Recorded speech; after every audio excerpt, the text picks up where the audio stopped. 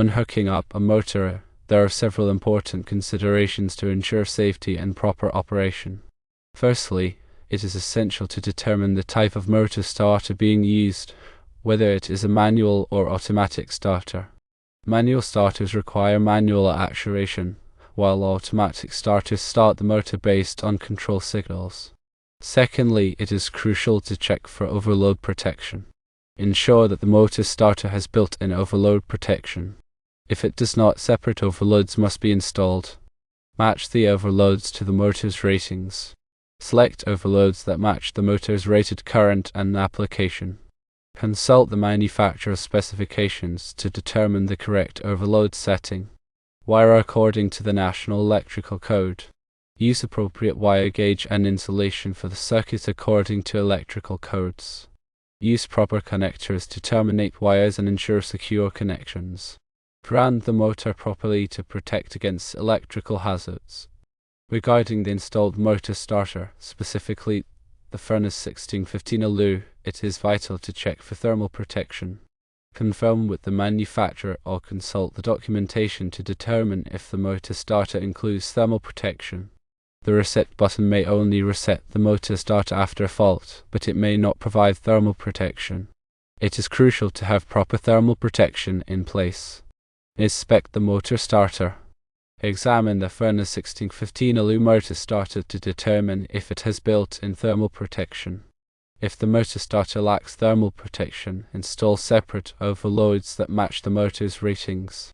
A potential problem to address is an oversized circuit breaker.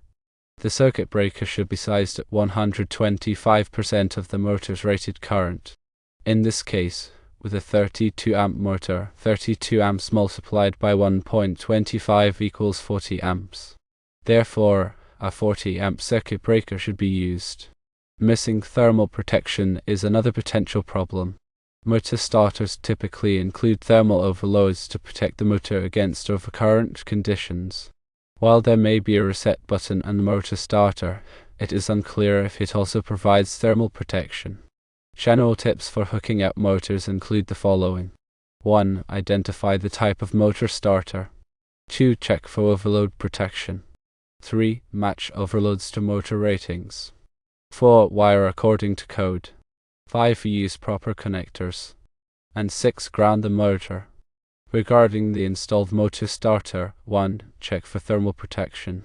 And 2. Understand the reset button functionality. Recommended action includes 1. Inspect the motor starter and 2. Install overloads if necessary. Overload protection is crucial for preventing motor damage due to overcurrent conditions. Overloads, also known as heaters, are designed to trip the motor starter and disconnect power to the motor when an overcurrent occurs. This protects the motor from overheating and potential burnout. The size of the overload heaters must be selected based on the motor's full load amps or float rating. The FLA is the amount of current the motor draws when operating at its rated horsepower and voltage under full load conditions. This information is typically found on the motor's nameplate. Selecting the correct overload heater size is critical. If the heaters are too small, they will trip unnecessarily, interrupting motor operation. If they are too large, they will not provide adequate protection and the motor could be damaged. The National Electrical Code, or NEC, provides guidelines for selecting overload protection for motors. NEC Section 430.32 covers overload protection for motors and provides specific requirements based on the motor's horsepower, voltage, and type of enclosure. The NEC requires that overload protection be sized no greater than 125% of the motor's FLA rating for motors with a service factor of 1.15 or higher, or a temperature rise of 40 degrees Celsius or less. For motors with a service factor of 1.0 or a temperature rise greater than 40 degrees Celsius, the overload protection must be sized no greater than 115% of the motor's FLA rating. The service factor is a multiplier that indicates the motor's ability to handle short-term overloads. A service factor of 1.15 means the motor can handle a 15% overload for a limited time without being damaged. The temperature rise is the amount the motor's temperature increases above the ambient temperature when operating at full load. A lower temperature rise indicates the motor can dissipate heat more effectively and can handle higher loads.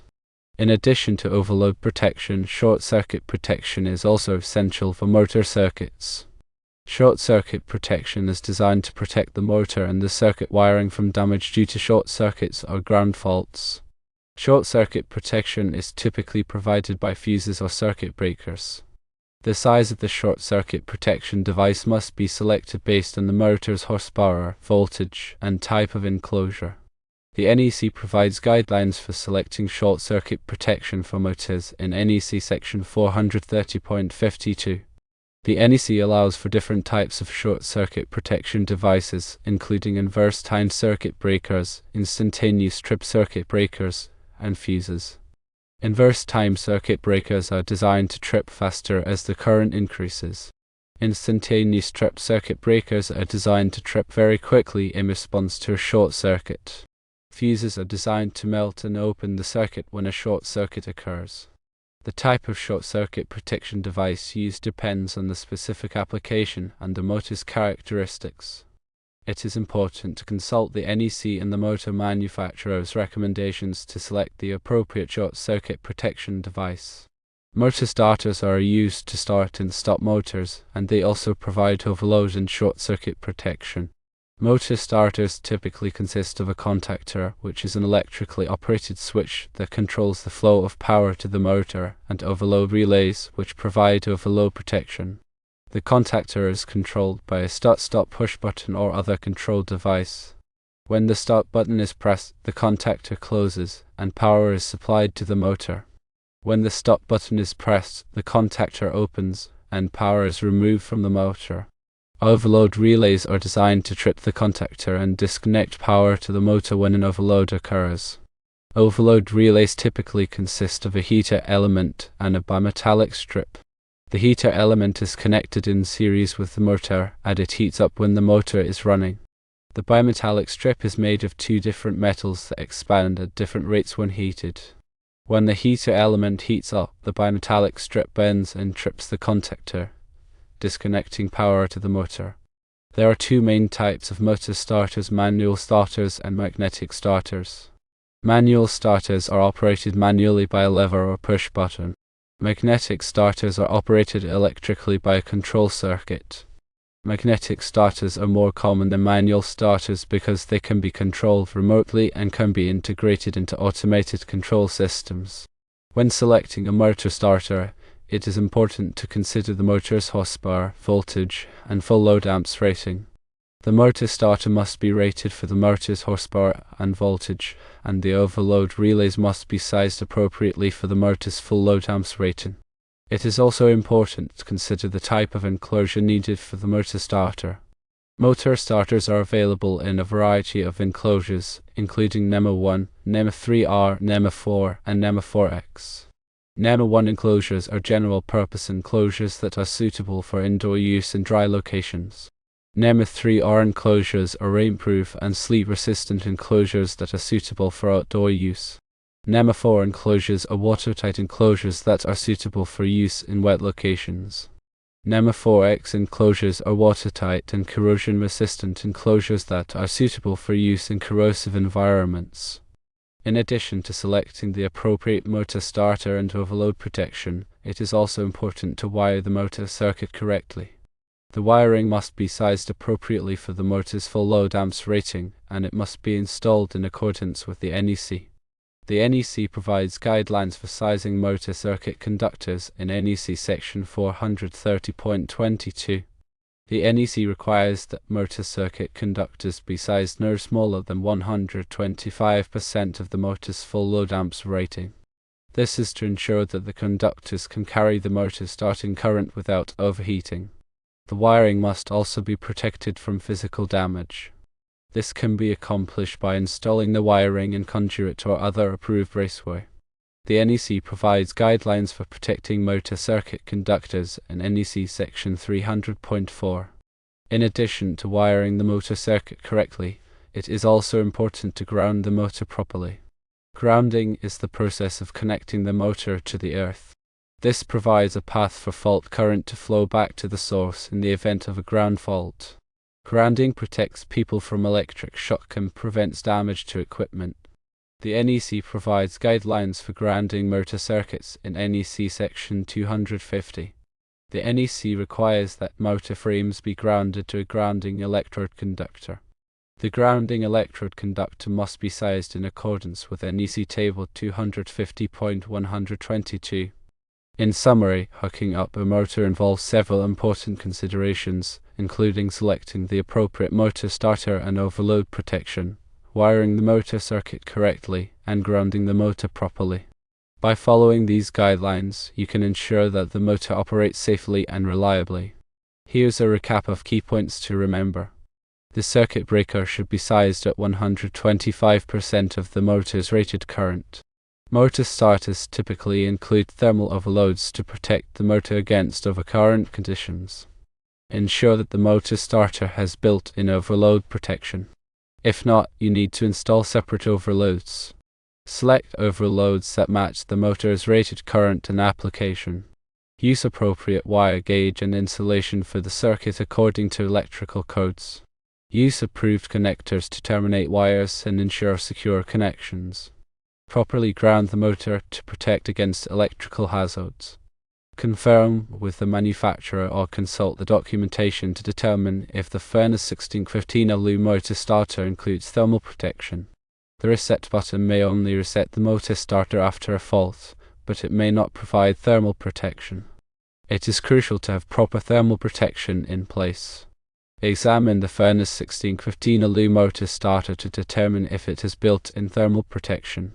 If the motor starter lacks thermal protection, install separate overloads that match the motor's ratings.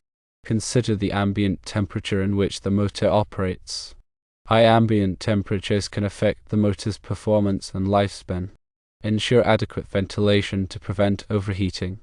Regularly inspect the motor for signs of wear and tear such as cracked insulation, loose connections, or excessive vibration.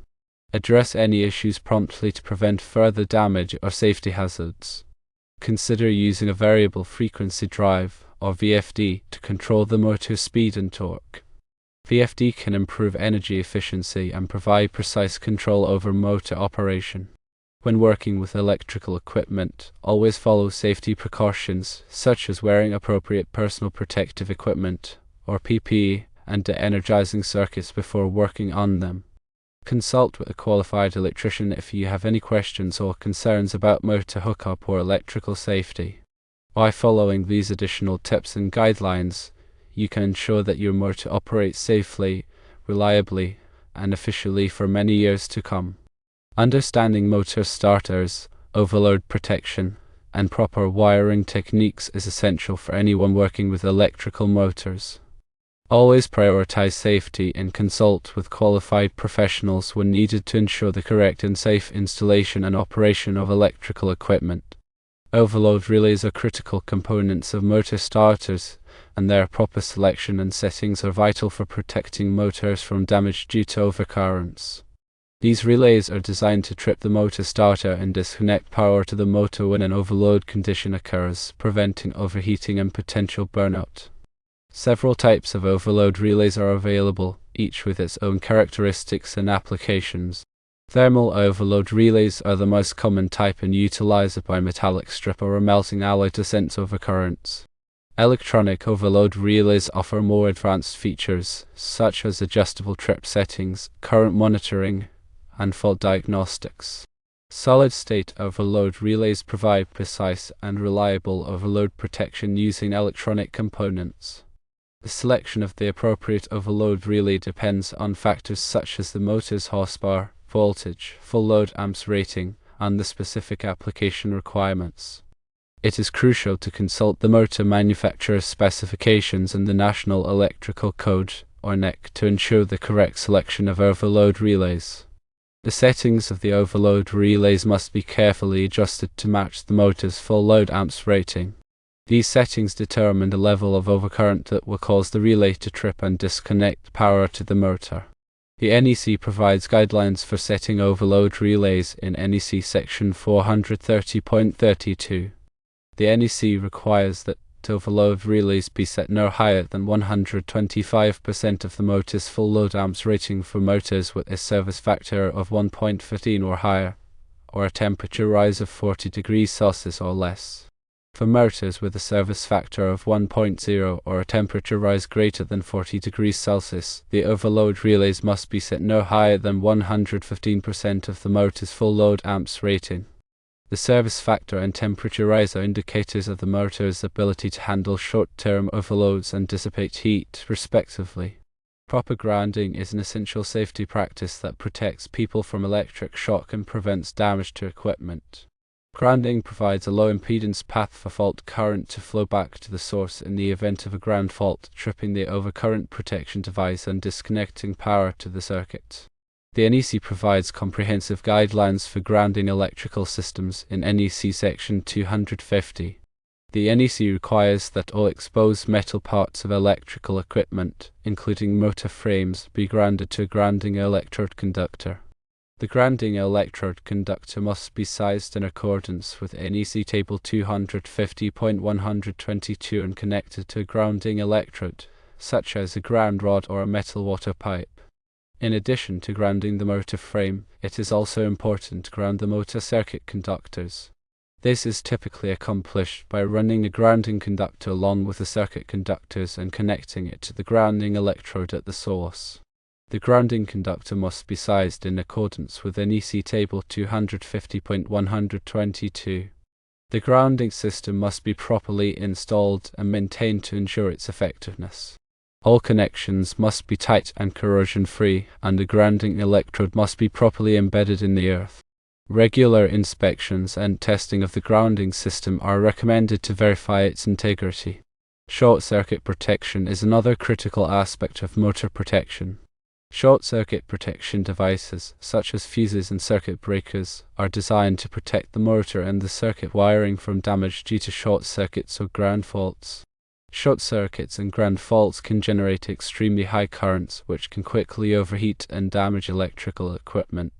Short-circuit protection devices are designed to quickly interrupt the flow of current in the event of a short circuit or ground fault, preventing damage to the motor and the circuit wiring.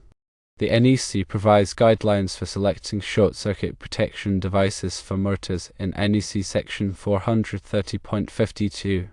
The NEC allows for different types of short-circuit protection devices, including inverse time circuit breakers, instantaneous trip circuit breakers, and fuses.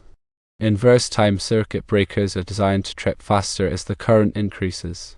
Instantaneous trip circuit breakers are designed to trip very quickly in response to a short circuit. Fuses are designed to melt and open the circuit when a short circuit occurs. The type of short circuit protection device used depends on the specific application and the motor's characteristics.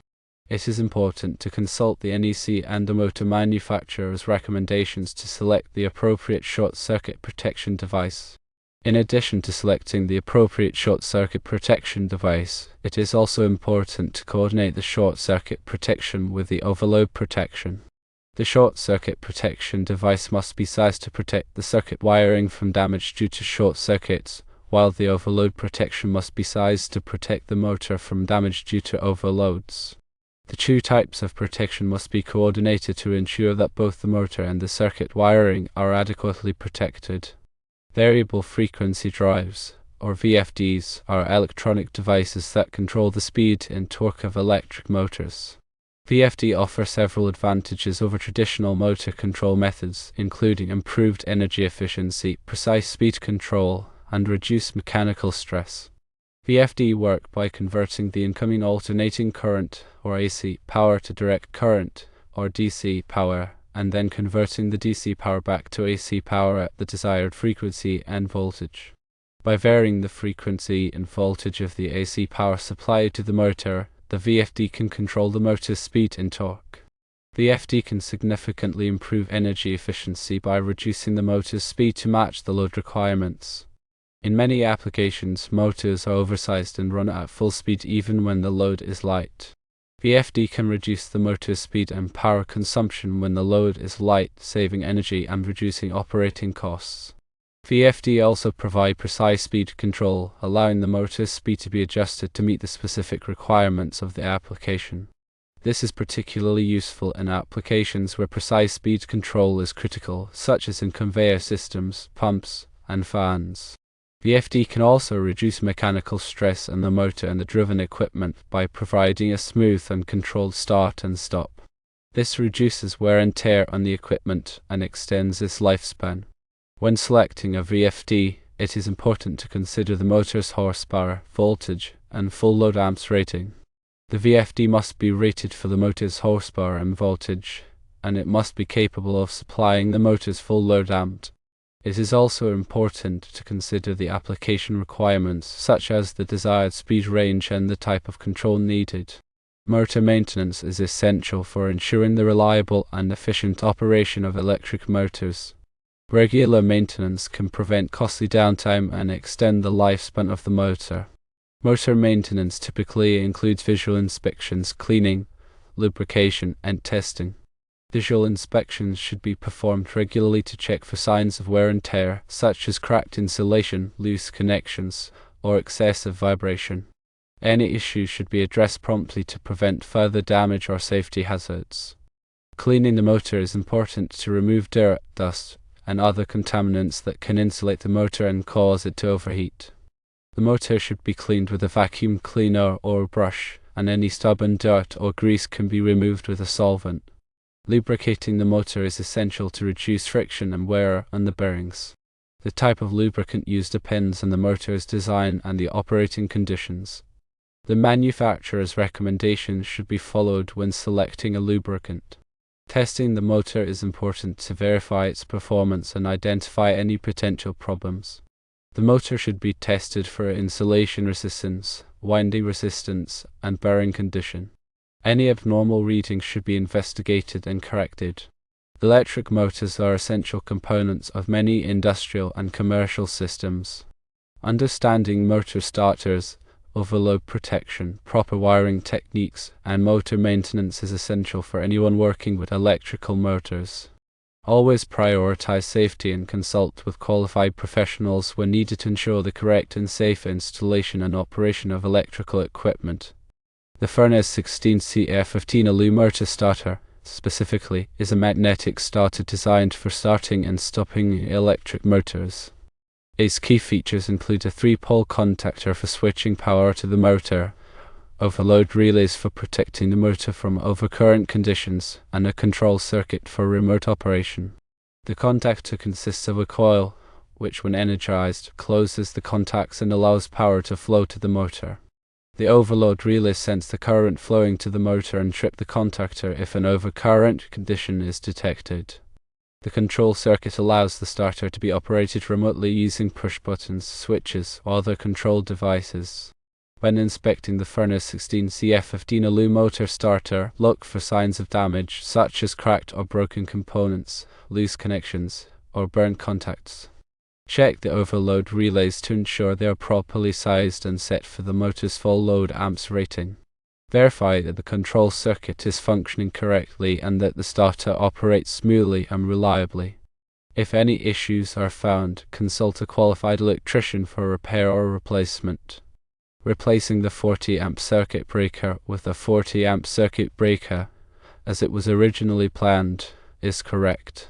As a reminder, the circuit breaker should be sized at 125% of the motor's rated current, which is 32 amps. 32 amps multiplied by 1.25 equals 40 amps. The non-fused disconnect switch should be installed within sight of the motor for safety and convenience. This allows the motor to be quickly and easily disconnected from power in the event of an emergency or for maintenance purposes.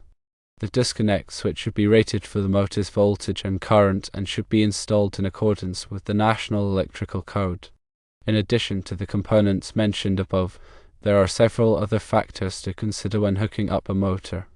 The ambient temperature in which the motor operates can affect its performance and lifespan.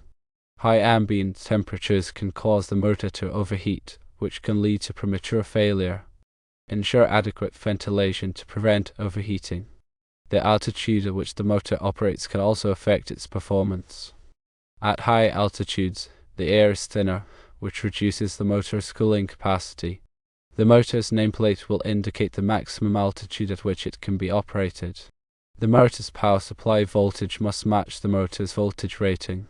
Supplying the motor with the wrong voltage can damage the motor or cause it to operate inefficiently. The motor's wiring must be sized appropriately for the motor's full load amps rating. Undersized wiring can overheat and cause a fire. The wiring must be installed in accordance with the National Electrical Code. The motor must be properly grounded to protect against electric shock. The grounding conductor must be sized in accordance with the National Electrical Code. The motor's load must be properly matched to the motor's horsepower rating. Overloading the motor can cause it to overheat and fail. The motor's starting torque must be sufficient to start the load. If the starting torque is insufficient, the motor may stall. The motor's speed must be compatible with the load. If the motor's speed is too high or too low, a load may not operate correctly. The motor's environment must be suitable for the motor's enclosure type. For example, a motor with an M1 enclosure should not be used in a wet environment. A motor must be protected from physical damage. This can be accomplished by installing the motor in a protective enclosure or by using a motor with a rugged construction. The motor must be properly maintained. This includes regular inspections, cleaning, and lubrication. By considering all of these factors, you can ensure that the motor operates safely, reliably, and efficiently. When using number 8 THHN wire, it's important to consider its ampacity, which is the maximum amount of current it can safely carry. The ampacity of number 8 THHN wire depends on the temperature rating of the terminals to which it is connected. For terminals rated at 60 degrees Celsius, the ampacity of number 8 THHN wire is 40 amps. For terminals rated at 75 degrees Celsius, the ampacity of number 8 THHN wire is 50 amps. For terminals rated at 90 degrees Celsius, the ampacity of number 8 THHN wire is 55 amps. It is important to consult the equipment's listing or labeling to determine the temperature rating of the terminals. In this case, since the circuit breaker is 40 amps, the terminals must be rated at least 60 degrees Celsius. If the terminals are rated at 75 degrees Celsius or 90 degrees Celsius, the ampacity of the number 8 THHN wire would be higher, but the circuit breaker would still limit the current to 40 amps. It is important to note that the ampacity of a wire can be affected by several factors, including the ambient temperature, the number of wires in a conduit, and the type of insulation. The National Electrical Code provides guidelines for determining the ampacity of wires under these conditions. It is always best to consult the NEC and a qualified electrician to ensure that the wiring is properly sized and installed.